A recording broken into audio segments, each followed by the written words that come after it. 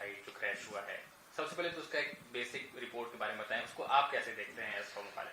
हाँ, basic report जो अभी आती है 30 डेज के अंदर, एक तो वो कट टू कट 30 डेज पे आई है, तो उसमें बेसिकली ये बताया गया कि उस दिन क्या क्या हुआ, एयरक्राफ्ट कौन सा था, कहाँ से आया, क्या उसमें डिफेक्ट्स पाए गए थे, पायलट्स का एक्सपीरियंस क्या था, एंड उन्होंने अपना कितने रेस्ट था उनके पास, किस टैक्सी वे पे थे, कहाँ से टेक ऑफ किया, क्या स्पीड आई, कितनी हाइट तक गए। तो एक बेसिक आया। दूसरा, जब क्रैश हुआ तो एयरक्राफ्ट के कौन कौन से पार्ट्स किस कंडीशन में इन्वेस्टिगेटर्स को मिले, इन्वेस्टिगेटर्स कौन कौन है। तो बड़ा इंपॉर्टेंट है कि अब देखेंगे कि जो फ्लैप वाली थ्योरी थी वो खत्म हो गई, रैट निकला है कि नहीं वो कंफर्म होगा कि रैट निकला था, थ्रस्ट लीवर्स किस पोजीशन पे थे क्रैश में, और बाकी चीजें। तो मतलब उस दिन क्या क्या हुआ वो उसमें मेंशन है, लेकिन एक्सीडेंट क्यों हुआ वो जब मेन रिपोर्ट आएगी उसमें तो आई थिंक काफी टाइम लग जाता है, साल 2 साल लग जाता है, वो उसके बाद में आएगी।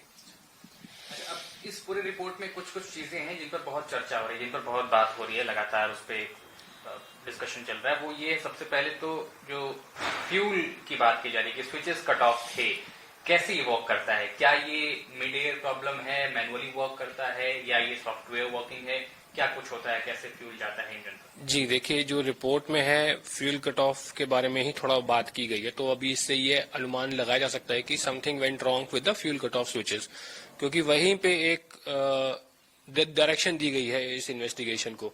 तो फ्यूल बेसिकली देखिए, कोई भी एयरक्राफ्ट कैसे काम करता है, आप फ्यूल इंट्रोड्यूस करते हैं, एक कंबशन होता है, फ्यूल इग्नाइट होता है, प्रेशर बनता है, वो फिर हाई प्रेशर से पीछे से निकलता है, and then that's how the engine generate thrust. तो अगर आप बेसिक चीज है फ्यूल और इग्निशन, तो फ्यूल ही काट देंगे तो इंजन तो बंद हो गया आपका।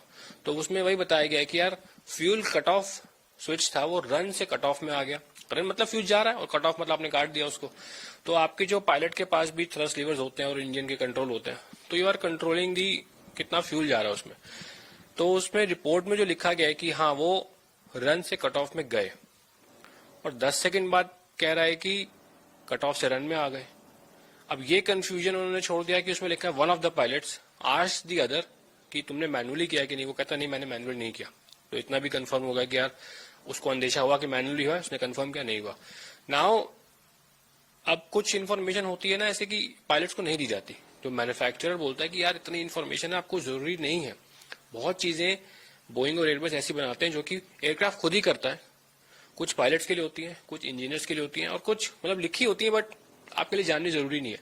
तो अब वो क्या बोइंग ने ऑटोमेटिक उसको कट कर दिया, वापस इंट्रोड्यूस कर दिया। तो वो जब डीप इन्वेस्टिगेशन होगी इसके बारे में तब पता चलेगा। हालांकि पायलट्स के पास भी स्विच होता है, और आई एम श्योर एयरक्राफ्ट का जो इंटरनल लॉजिक है, क्योंकि aircraft are very smart, aircraft का इंटरनल लॉजिक भी उसको कंट्रोल करता होगा। उसमें लिखा है कि वो ग्राउंड से एयर मोड पे आ गया, तो बट अब एक्चुअली क्या हुआ है, किसने किया है, it's a big onus on the manufacturer also now, उसकी भी जवाबदेही काफी बन जाती है। अच्छा, इसमें जो वॉल्व की भी चर्चा चल रही है, वो क्या होता है, कैसे वर्क करता है, क्या इन्वॉल्वमेंट है? तो जब आप कोई स्विच कंट्रोल करते हैं, बेसिकली वॉल्व भी कंट्रोल कर रहे हैं, उसकी वॉल्व को खोल रहे हैं या बंद कर रहे हैं स्विच को। तो जब आप रन पोजीशन में तो वॉल्व खुली हुई है, फ्यूल फ्लो कर रहा है, जब कट ऑफ पोजीशन में तो वॉल्व बंद कर दी, फ्यूल वहां बंद हो गया। अब दुख की बात यह है कि जिस रिपोर्ट में लिखा है कि रन से कट ऑफ गया, जैसे उसने टेक ऑफ किया, हमें जबकि देखिए ऐसा लग रहा था कि शुरू में जब देखा हमने वीडियो कि काफी दूर तक गया, फिर इंजन फेल हुआ, और उसमें लिखा है नहीं, उसने एयरपोर्ट की पेरीमीटर वॉल भी क्रॉस नहीं की थी, 180 नॉट्स पे वो रन से कट ऑफ में चला गया।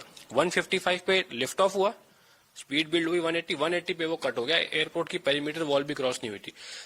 Because of the inertia it gained little altitude, क्योंकि थोड़ी एनर्जी होती है आप में, एनर्जी लूज करते करते टाइम लगता है, उस एनर्जी से भी आप कार में एकदम से एक्सीलेटर छोड़ेंगे तो गाड़ी रुक थोड़ा जाएगी, थोड़ी आगे जाती है ना, तो इनर्शिया से ऊपर गया, एंड देन वो कट ऑफ हुआ। 10 सेकंड के बाद दोबारा आ भी गया।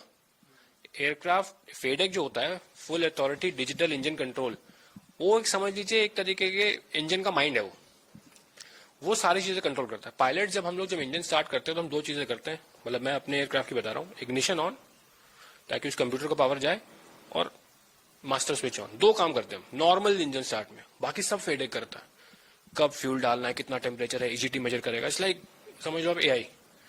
तो फेडेक ने दोबारा जब फ्यूल शट ऑफ आया रन पोजीशन में, दोबारा उसने इंजन रीलाइट किया, डिसेलरेशन स्टॉप भी हुआ, उसने फाइट भी मारा, but I think time was too less, वो स्टार्ट नहीं कर पाया। एंड देन जब इनर्शिया था, जब कटा ऊपर गया ना, जब नीचे आया तब भी इनर्शिया काम कर गया, वो इट क्रैश्ड। अच्छा, इन सब के बावजूद AAIB ने एडवाइस किया है कि अभी कोई इमीडिएट सेफ्टी एक्शन नहीं है। ये क्या एक स्टैंडर्ड प्रैक्टिस है या कंसर्न रेज करती है कि जो वल्नरेबिलिटीज एयरक्राफ्ट के आइडेंटिफाई करते हैं? देखिए, हाँ, एज अ पर्सनल सजेशन मुझे तो लगता है कि इसमें बोइंग को जरूर सामने आके कुछ क्लैरिफिकेशन देनी चाहिए ताकि लोगों का ट्रस्ट थोड़ा सा बने, क्योंकि जब 737 का MCAS का भी इशू आया था, अब एकदम से ये आ गया, तो Boeing has been into some issues since last 6, 7, 8 years। तो अब एक्चुअली जब इस रिपोर्ट में भी साफ नहीं हुआ कि पायलट ने किया है कि सॉफ्टवेयर ने किया है, और ये लिखा हुआ है कंफर्म कि पायलट ने बोला उसको, क्योंकि अगर सिर्फ पायलट गलती से कर भी देगा ना, वो ऑन ऑफ 10 सेकंड में करना मुश्किल है। अगर काट देगा वो कहेगा हाँ ठीक है करता हूँ, दोबारा कर देगा, तो बट ऑन ऑफ दोबारा हुआ तो ज्यादा प्रोबेबिलिटी ऐसा लग रहा है कि कुछ सिस्टम एयरक्राफ्ट का था ऐसा कि सॉफ्टवेयर ऐसा था कि उसने कट करके ऑन किया, कुछ किया।